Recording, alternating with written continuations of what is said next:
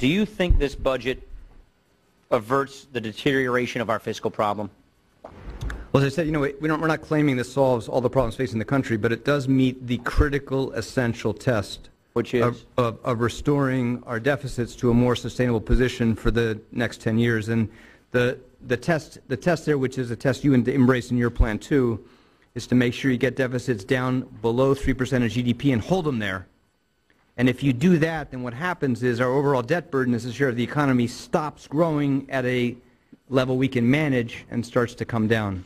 So we meet that test, and we help lower the trajectory of cost growth in the outer decades that comes from millions of Americans retiring, but we still would face, even with this framework, more work to do on that long-term demographic challenge. Well, bring up slide 13, because I just don't see the rhetoric matching the results. And I'm looking out of your budget, page 58 in Analytical Perspectives.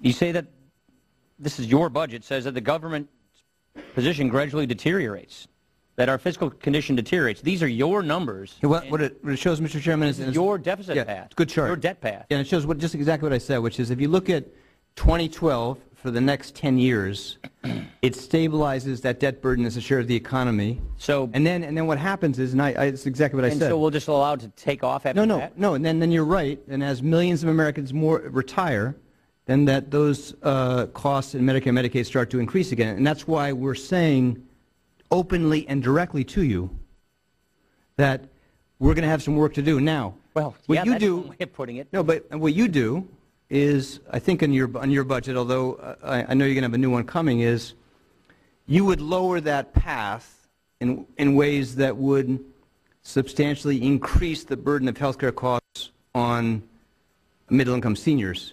And although we agree with you, we're going to have more work to do, but we're not going to adopt an approach that would undermine that basic benefit. Go ahead and show slide 8, if you can. So you brought it up. I know you didn't necessarily want to see this chart.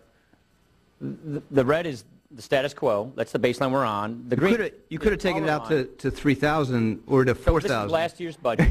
Yeah, right. We cut it off at the end of the century because, the economy, according to CBO, shuts down in 2027 on this path. But I'm glad you. I like that chart. I saw this chart yesterday. But if you look at you're talking about I think more than half a century going out. But if you look at the gap between us, I understand the gap between 10 and 20. It's a pretty small gap. And that gap, though, that 10 to 20 gap, which is all we're debating today, is a gap where you're achieving that slightly diminished path. Here's the point, if you can let me, because this is your time, so it'll just take a long time. Okay. Here's the point. Leaders are supposed to fix problems. We have a $99.4 trillion unfunded liability. Our government is making promises to Americans that it has no way of accounting for them.